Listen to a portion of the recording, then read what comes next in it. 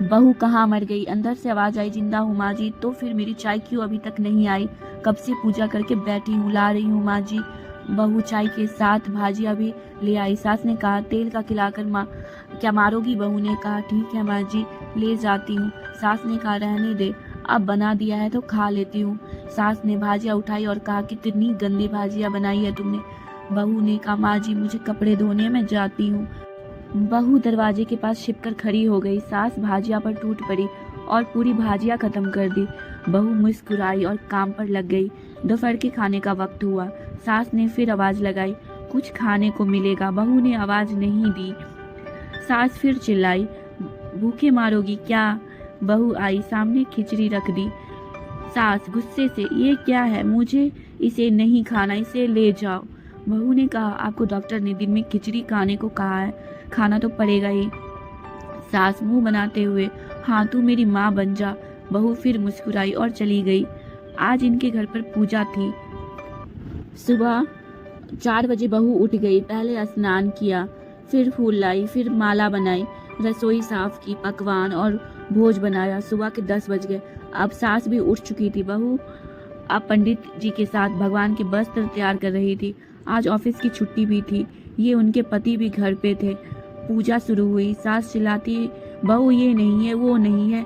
बहू दौड़ी दौड़ी आती और सब करती। अब दोपहर के 3 बज गए थे। आरती की तैयारी चल रही थी। पंडित जी ने सबको आरती के लिए बुलाया और सबके हाथों में थाली दी। जैसे ही बहू ने थाली पकड़ी, थाली हाथों से गिर पड़ी। शायद भोज बनाते हुए बहू के हाथों में तेल लगा था, जिसे वो पोंछना भूल गई थी। सारे लोग तरह तरह की बातें करने लगे। कैसी बहू है, कुछ नहीं आता, एक काम भी ठीक से नहीं कर सकती, ना जाने कैसी बहू उठा लाए। एक आरती की थाली भी संभल नहीं सकी। उसके पति भी गुस्सा हो गए, पर सास चुप रही, कुछ नहीं कहा, बस यही बोल के छोड़ दिया, सीख रही है, सब सीख जाएगी धीरे धीरे। अब सबको खाना परोसा जाने लगा। बहू दौड़ दौड़ के खाना देती, फिर पानी लाती। करीब 70-80 लोग हो गए थे। इधर 2 नौकर और बहू अकेली। फिर भी वहाँ सारा काम बहुत ही अच्छे तरीके से करती। अब बहू, सास और कुछ आस पड़ोस के लोग खाने पर बैठे। बहू ने खाना परोसना शुरू किया। सबको खाना दे दिया गया। जैसे ही पहला निवाला सास ने खाया, तुमने नमक ठीक नहीं डाला क्या? एक काम ठीक से नहीं करती, पता नहीं मेरे बाद कैसे ये घर संभालोगी। आस पड़ोस वालों को तो जानते ही हो ना साहब, वो बस बहाना ढूंढते हैं नुक्स निकालने का। फिर वो सब शुरू हो गए, ऐसा खाना है, ऐसी बहू है, ये वो वगैरह वगैरह। दिन का खाना हो चुका था। अब बहू बर्तन साफ करने नौकरों के साथ लग गई। रात में जगराता का कार्यक्रम रखा गया था। बहू ने भी 1-2 गीत गाने के लिए स्टेज पर चढ़ी। सास जोर से चिल्लाई, मेरी नाक मत कटा देना, गाना नहीं आता तो मत गा, वापस आ जा। बहू मुस्कुराई और गाने लगी। सबने उसके गाने की तारीफ की, पर सास मुंह फुलाते हुए बोली, इससे अच्छा तो मैं गाती थी जवानी में, तुझे तो कुछ भी नहीं आता। बहू मुस्कुराई और चली गई। अब रात का खाना खिलाया जा रहा था। उसके पति के ऑफिस के दोस्त साइड में ही ड्रिंक करने लगे। उसका पति चिल्लाता, थोड़ा बर्फ लाओ, तो सास चिल्लाती, यहाँ दाल नहीं है। फिर चिल्लाता, कोल्ड ड्रिंक नहीं है, पापड़ ले आओ। इधर उधर आखिरी में उसके पति की शराब गिर पड़ी उसके एक दोस्त पर और बोतल टूट गई।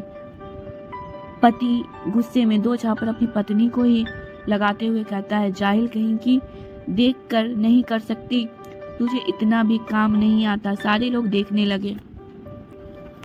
उसकी पत्नी रोते हुए कमरे की तरफ दौड़ी। फिर उसके दोस्तों ने कहा, क्या यार, पूरा मूड खराब कर दिया, यहाँ नहीं बुलाया होता तो हम कहीं और पार्टी कर लेते।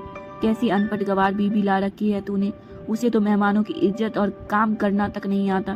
तुमने तो हमारी बेइज्जती कर दी। अब आस पड़ोस की औरतों को और बहाना मिल गया था। वे कहने लगे, देखो क्या कर दिया तुम्हारी बहू ने, कोई काम की नहीं है। मैं तो कहती हूँ अपनी बेटी की दूसरी शादी करा दो, छुटकारा पाओ इस गवार से। सास उठी और अपने बेटे के पास जाकर उसे थप्पड़ मारा और कहा, अरे नालायक, तुमने मेरी बहू को मारा, तेरी हिम्मत कैसे हुई, तेरी टांग तोड़ दूंगी। उसके बेटे के दोस्त कुछ कहने ही वाले थे कि उसकी माँ ने घूरते हुए कहा, चुप, बिल्कुल चुप, यहाँ दारू पीने आए हो जबकि पता है आज पूजा है। और तुम्हें पार्टी करनी है? कैसे संस्कार दिए हैं तुम्हारे माता पिता ने? और किसने मेरी बहू को जाहिल बोला? जरा इधर आओ, चप्पल से मारूंगी अगर मेरी बहू को किसी ने शब्द भी कहा तो। अरे पापी, तूने उस लड़की को बस इसीलिए मारा कि तेरी शराब टूट गई। पापी, वो बच्ची सुबह 4 बजे से उठी है, घर का सारा काम कर रही है, ना सुबह से नाश्ता किया, ना दिन का खाना खाया, फिर भी हंसते हुए सबकी बातें सुनते हुए, ताने सुनते हुए घर के काम में लगी रही। तेरे यार दोस्तों को वो अच्छी नहीं लगी। जूते से मारूंगी तेरे दोस्तों को जो कभी उन्होंने ऐसा कहा। उसके यार दोस्त चुपके से खिसक लिए। अब सास बहू के कमरे में गई और बहू का हाथ पकड़कर बाहर लाई। सबके सामने कहने लगी, किसने कहा था अपनी बहू को घर से निकाल के दूसरी बहू ले आना? जरा सामने आओ। कोई सामने नहीं आया। फिर सास ने कहा, तुम जानते भी क्या हो इस लड़की के बारे में? ये मेरी माँ भी है, बेटी भी। माँ इसीलिए मुझे गलत काम करने पर डांटती है और बेटी इसीलिए कभी कभी मेरे दिल की भावनाएं समझ जाती है।